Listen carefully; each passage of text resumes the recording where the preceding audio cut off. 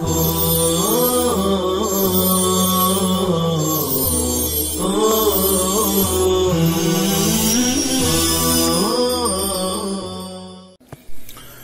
اللہ الرحمن الرحیم سورة یوسف مکیۃ 111 آیہ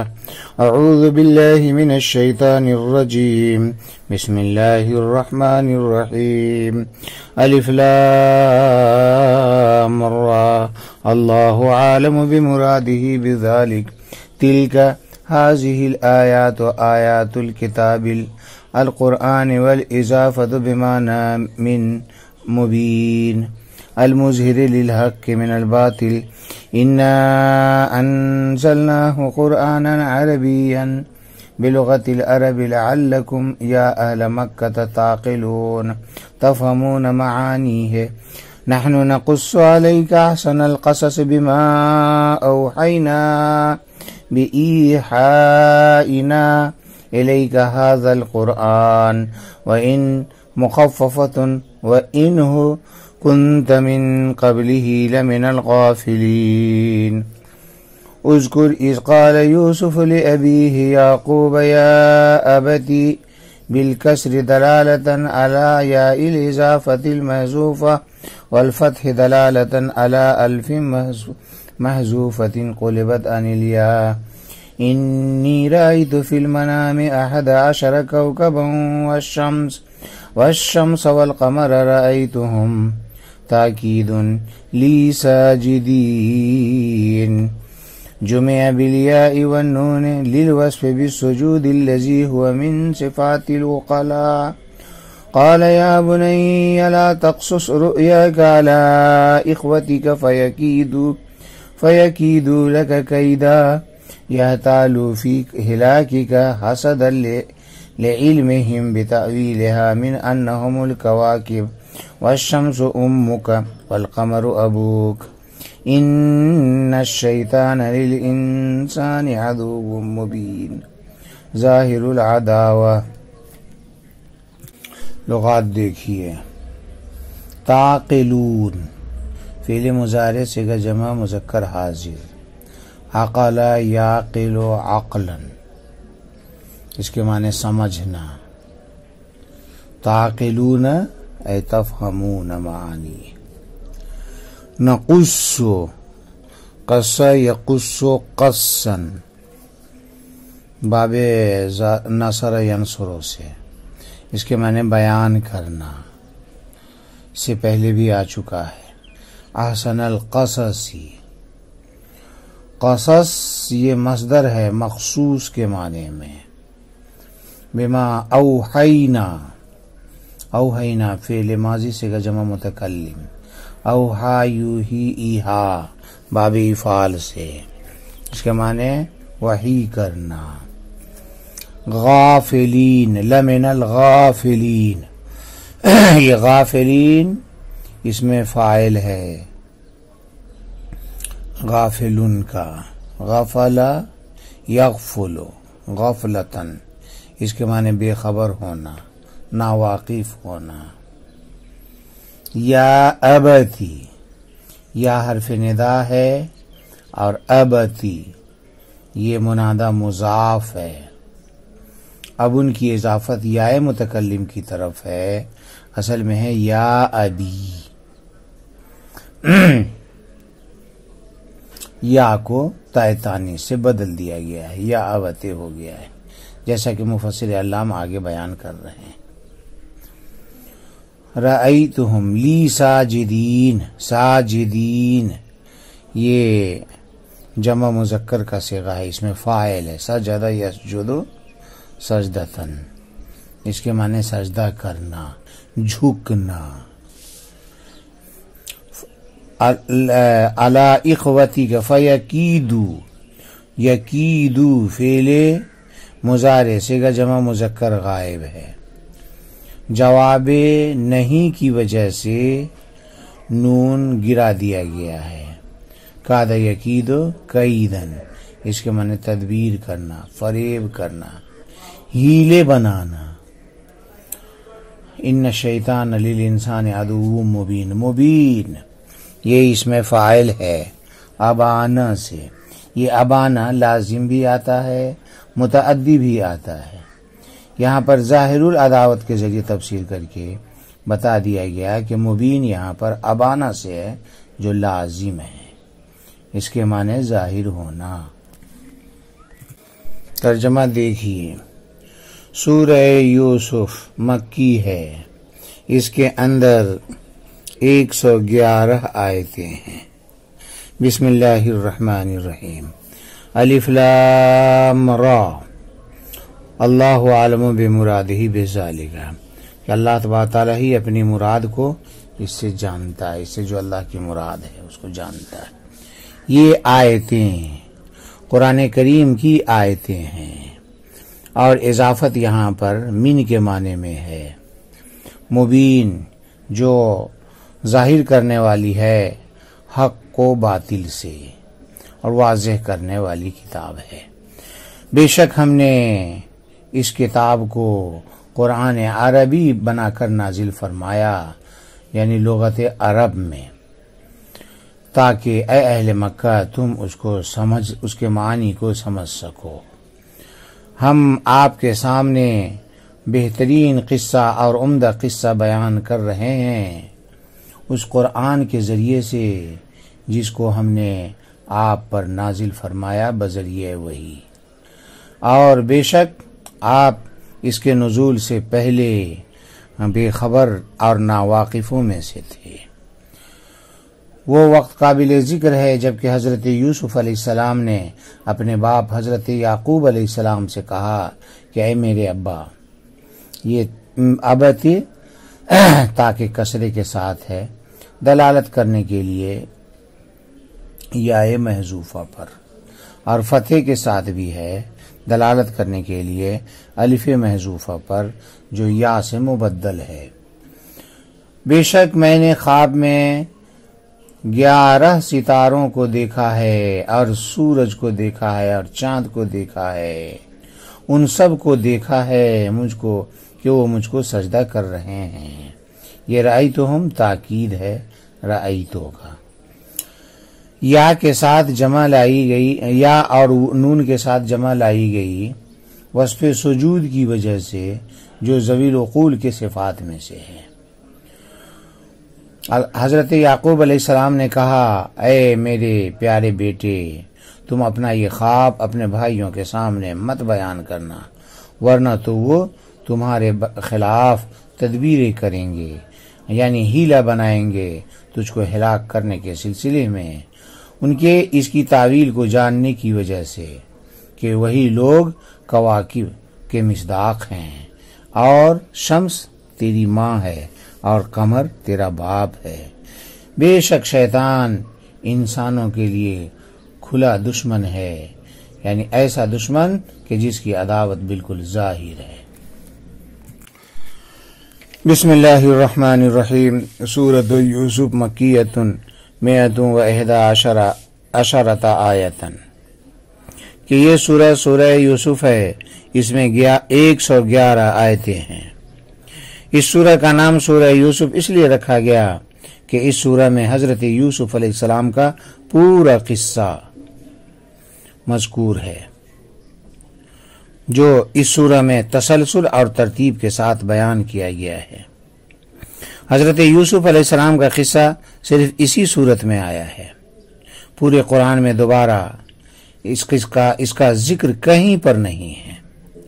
اور یہ خصوصیت صرف قصہ یوسف کی ہی ہے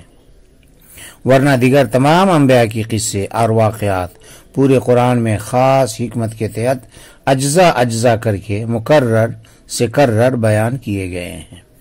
مگر حضرت یوسف علیہ السلام کا قصہ مکرر بیان نہیں کیا گیا ہے. وجہ اس کی یہ ہو سکتی ہے کہ بعض روایت کے مطابق اس کا نزول یہود کی فرمائش پر ہوا. اس طرح کہ یہود نے بغرض امتحان آپ صلی اللہ علیہ وسلم سے کہا کہ اگر آپ سچے نبی ہیں تو بتائیں کہ بنی اسرائیل تو شام کے باشندے تھے پھر وہ ملک مصر میں کیسے آباد ہوئے اور حضرت یوسف علیہ السلام کا قصہ کیا ہے. ان کے جواب میں یہ پورا قصہ بذریعہ وحی نازل کیا گیا جو آپ کی نبوت کی صداقت کی دلیل اور آپ کا بڑا معجزہ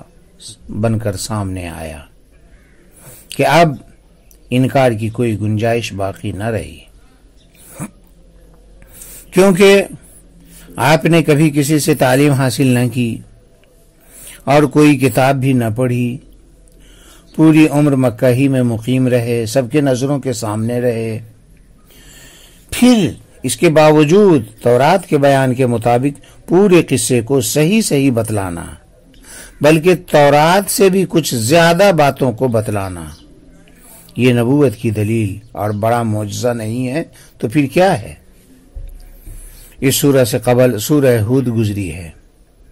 جس میں 7 انبیاء کے واقعات مذکور ہوئے ہیں۔ اس سورہ میں بھی ایک نبی یعنی حضرت یوسف علیہ السلام کا قصہ بیان کیا جا رہا ہے جو احسن القصص ہے۔ اس طرح ما قبل والی سورت سے اس کا ربط ہو گیا۔ مقصد اس سے آپ صلی اللہ علیہ وسلم کو تسلی دینا ہے کہ جس طرح گزشتہ انبیاء علیہ السلام کو اپنے اقارب اور عبائد کی اذیتوں کا سامنا کرنا پڑا اور اس پر ان حضرات نے صبر کیا، اے میرے حبیب آپ بھی ان کی طرح اقارب و عبائد کی ایذا رسانیوں پر صبر کریں اور اپنے اندر ان انبیاء جیسے اخلاق پیدا کریں تاکہ آپ کے اندر تمام انبیاء کے کمالات جمع ہوں۔ چنانچہ فرمایا جا رہا ہے، بسم اللہ الرحمن الرحیم، الف لام را، اللہ عالم بمرادہ بذالک، یعنی یہ حروف مقطعات کہلاتے ہیں کیونکہ ان حروف کو ایک دوسرے سے ملا کر نہیں پڑھا جاتا بلکہ الگ الگ کر کے اور کاٹ کاٹ کر کے پڑھا جاتا ہے، اس لیے ان کو حروف مقطعات کہتے ہیں۔ ان حروف مقطعات کے متعلق جمہور صحابہ و تابعین کا فیصلہ یہ ہے کہ متکلم اور مخاطب یعنی اللہ و رسول کے درمیان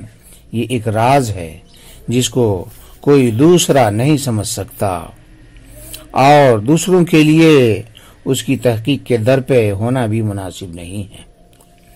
آگے فرمایا گیا کہ تلک هذه الآیات و آیات الکتاب القرآن والاضافت بمعنی من المبین المظہر للحق من الباطل، کہ یہ آیتیں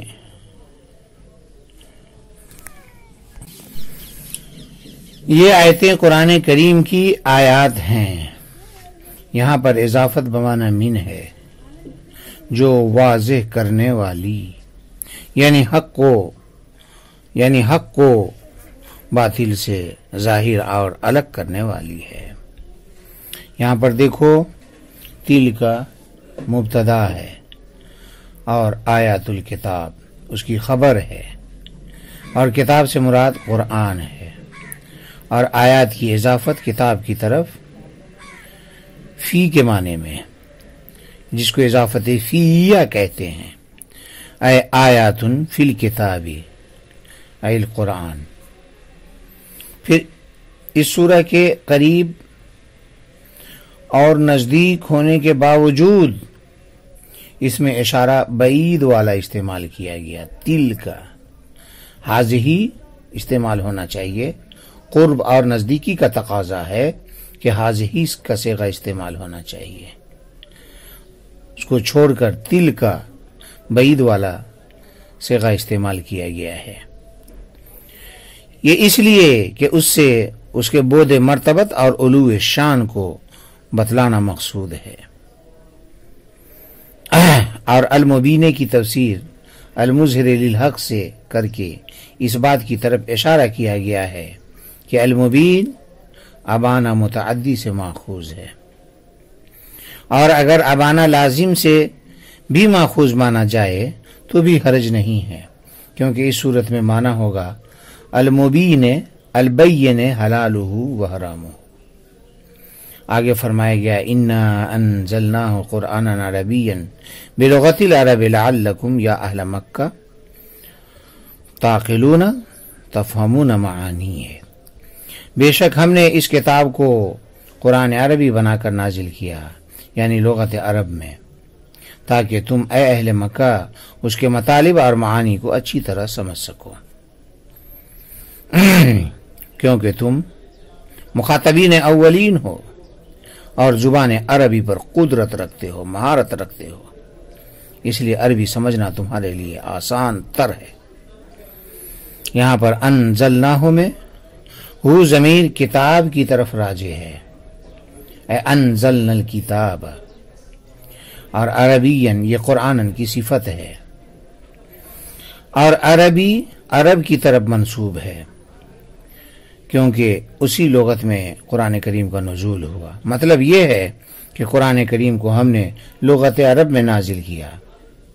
یعنی اس کے تراکیب و اسالیب عربی ہیں، اور غیر عربی الفاظ بھی کچھ اس میں ہیں، تو اس کو بھی عربی کہنا اس طرح درست ہے کہ یہاں پر تراکیب و اسالیب عربی مراد ہے۔ تو جو غیر عربی الفاظ اس میں لائے گئے ہیں، مثلا سجیل، مشکات، استبرق، تو وہ اسلوب عرب کے مطابق ہیں، تو اس اعتبار سے اسلوب عرب پایا گیا، لہذا عربی کہنا صحیح ہے۔ اور اپنے اسلوب پر بھی ہیں، وہ اپنے اصل اسلوب پر بھی وہ رائج ہیں، اور قرآن کریم کے لیے لغت عرب کا انتخاب اس لیے کیا گیا کہ وہ تمام لغات میں افصح ہے، نیز اس لیے بھی کہ وہ اہل جنت کی زبان ہے، جنت کے اندر۔ آگے فرمایا گیا لعلکم تعقلون، یہ قرآن کریم کے عربی ہونے کی علت ہے، مطلب یہ ہے کہ قرآن کریم کو عربی زبان میں اس لیے ہم نے اتارا تاکہ تم اس کے معنی کو سمجھو اور اس میں غور کرو، یہاں تک کہ تم کو یقین ہو جائے کہ یہ منزل من اللہ ہے۔ آگے فرمایا گیا نحن نقص علیک احسن القصص بما اوحینا بایحائنا الیک ھذا القرآن، کہ ہم آپ کے سامنے ایک عمدہ قصہ بیان کرتے ہیں اس قرآن کے ذریعے جس کو ہم نے آپ پر بذریعہ وحی نازل کیا، یعنی قرآن کریم جس کو ہم نے آپ پر بذریعہ وحی نازل کیا ہے، اس کے ذریعے سے ہم آپ کو بہترین قصہ سناتے ہیں۔ یہاں پر احسن القصص یہ صفت ہے مصدر محذوف کی، جو مصدر محذوف مفعول مطلق واقع ہو رہا ہے، تقدیر عبارت ہے قصصا احسن القصص، قصصا موصوف، احسن القصص اس کی صفت۔ مطلب یہ ہے کہ ہم بطور خاص حضرت یوسف علیہ السلام کا قصہ آپ کے سامنے بیان کرتے ہیں، اور قصہ یوسف کو احسن القصص جو کہا گیا ہے وہ اس لیے کہا گیا ہے کہ اس میں بہت سی حکمت کی باتیں ہیں اور نکتے بیان کیے گئے ہیں، نیز عورتوں کا فریب اور تکلیف پر صبر، بھائیوں سے درگزر کا معاملہ اور دیگر بہت ساری اچھی اچھی باتیں اس میں مذکور ہیں۔ ان قیمتی مواد پر مشتمل ہونے کی وجہ سے احسن القصص کہا گیا ہے۔ اور بما اوحینا میں با سببیہ ہے، اور اس کی تفسیر جو بایحائنا سے کی گئی ہے، اس میں اس بات کی طرف اشارہ ہے کہ اوحینا سے پہلے جو ما ہے یہ ما مصدریہ ہے،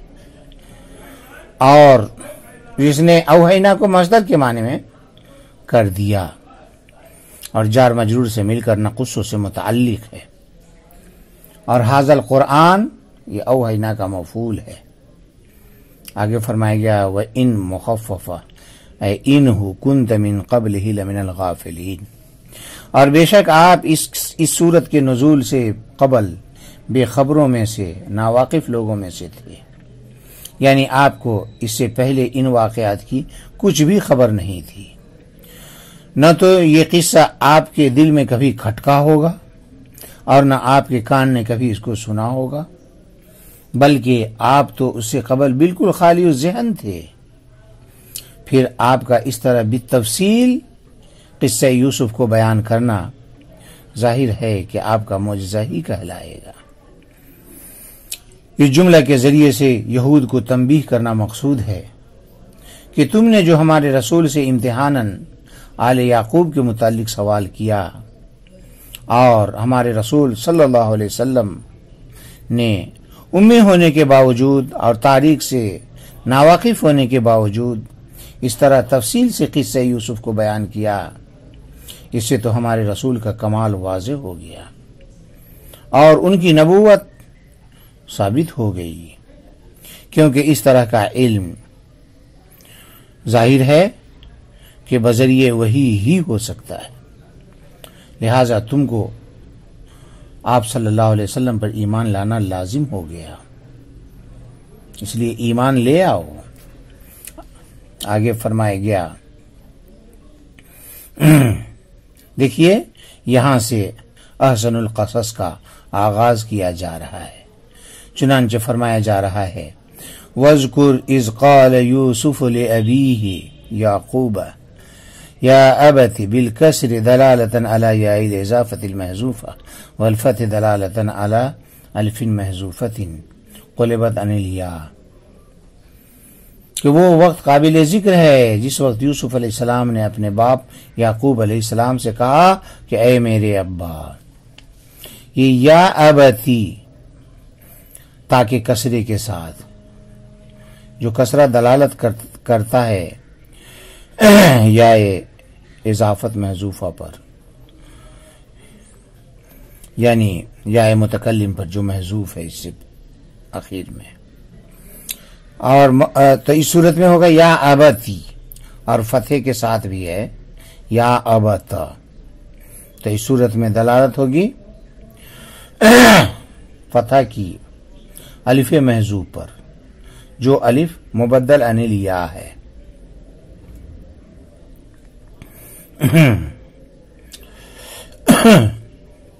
یہاں پر اذکر مقدر لایا گیا ہے، اذکر مقدر لا کر کے مفسر علام نے اس بات کی طرف اشارہ فرمایا کہ از ظرف کا عامل محذوف ہے، یعنی اذکر سے وہ متعلق ہے، اور یوسف یہ اسم ہے عبرانی زبان کا، علمیت اور عجمہ کی وجہ سے غیر منصرف ہے۔ حضرت یوسف علیہ السلام نے 120 سال کی عمر پائی اور ان کے باپ حضرت یعقوب علیہ السلام نے 147 سال کی عمر پائی، ان کے دادا حضرت اسحاق علیہ السلام نے 180 سال کی عمر پائی، اور پردادا حضرت ابراہیم علیہ السلام نے 175 سال کی عمر پائی۔ بہرحال یا ابتی فرمایا گیا، یا ابت بالکسر، تا پر کسرہ ہے، اصل میں تھا یا ابی، یا متکلم کو حذف کر کے اس کی جگہ پر تا تانیث لائی گئی، اور یا متکلم سے پہلے والے با کا کسرہ اس تا تانیث کو دے دیا گیا تاکہ یا محذوفہ پر دلالت کرے۔ پھر دیکھو والفتح، یعنی با کو فتح دیا گیا، لأن الفتحۃ اخف الحرکات، اور قاعدہ بھی ہے کہ تا تانیث سے پہلے والے حرف کو فتح دیا جاتا ہے۔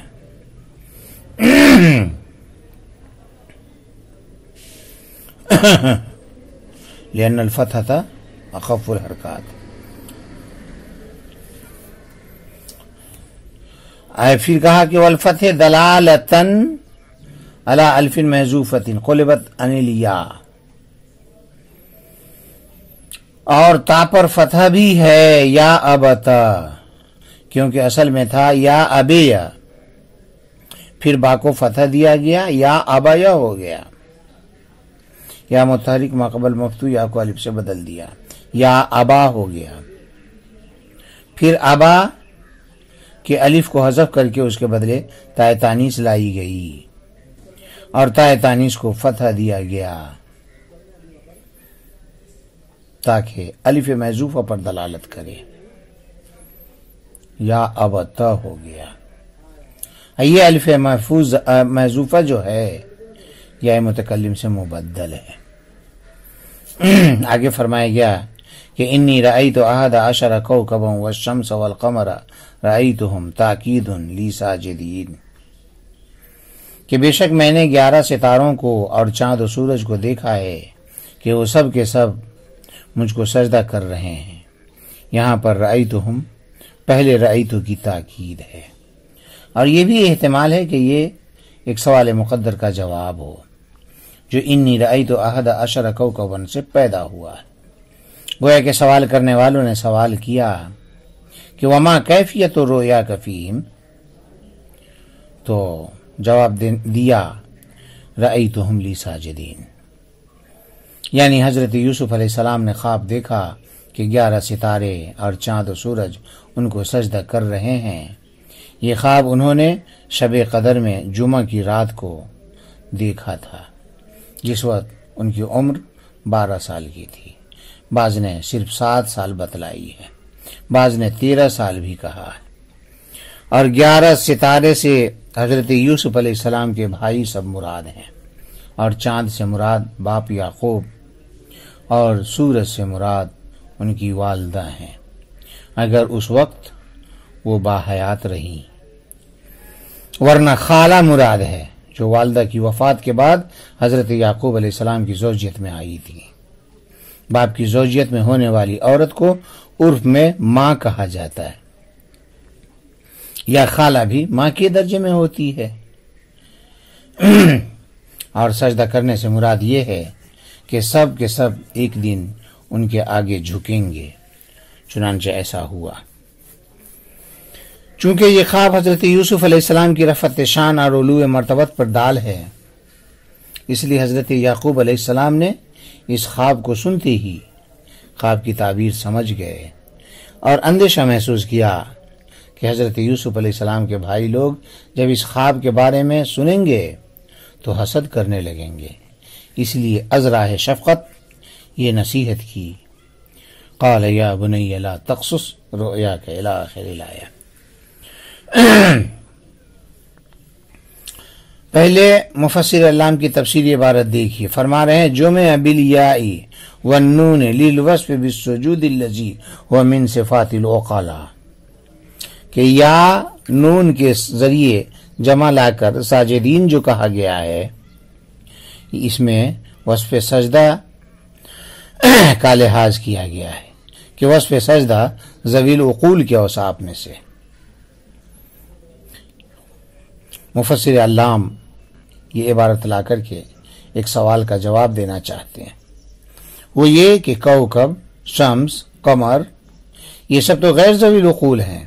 تو ان کے لیے ساجدین یعنی جمع مذکر سالم کا صیغہ کیوں لایا گیا، جبکہ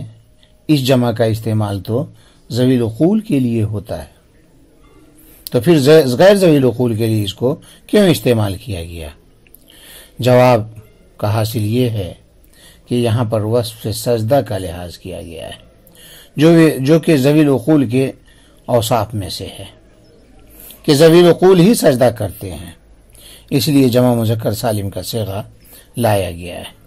نیز مراد ان سب چیزوں سے یعنی کواکب، شمس و قمر سے تو ان کے بھائی، ماں باپ وغیرہ ہیں، یہ سب تو ذوی العقول ہیں، اس لیے جمع مذکر سالم کا صیغہ ان کے لیے استعمال کرنا صحیح ہو گیا. تو مراد کا لحاظ کیا گیا ہے، لفظ کا لحاظ نہیں کیا گیا. یہاں پر آگے فرمایا گیا کہ یا بنی لا تقصص رؤیاک علی اخوتک فیکیدوا لک کیدا یحتالون فی ہلاکک حسدا لعلمہم بتأویلہا من انہم الکواکب والشمس امک والقمر ابوک، کہ اے میرے چھوٹے بیٹے تو اپنا یہ خواب اپنے بھائیوں سے مت بیان کرنا، ورنہ تو وہ لوگ تیرے ایذا رسانی کے لیے تدبیریں کرنے لگیں گے اور تیری ہلاکت کے ہیلے بنانے لگیں گے حسد کی وجہ سے، کیونکہ وہ جانتے ہیں اس کی تعویل کو اس طرح کہ کواکب سے مراد وہی لوگ ہیں، اشم سے مراد تیری ماں، قمر سے مراد تیرا باپ ہے۔ یہ ہے وہ نصیحت جو باپ نے حضرت یوسف علیہ السلام کو بھائیوں کے حسد سے بچانے کے واسطے کیا تھا۔ حضرت یعقوب علیہ السلام نے اپنے بیٹے یوسف علیہ السلام کو اپنے بھائیوں کے پاس خواب بیان کرنے سے منع کیا،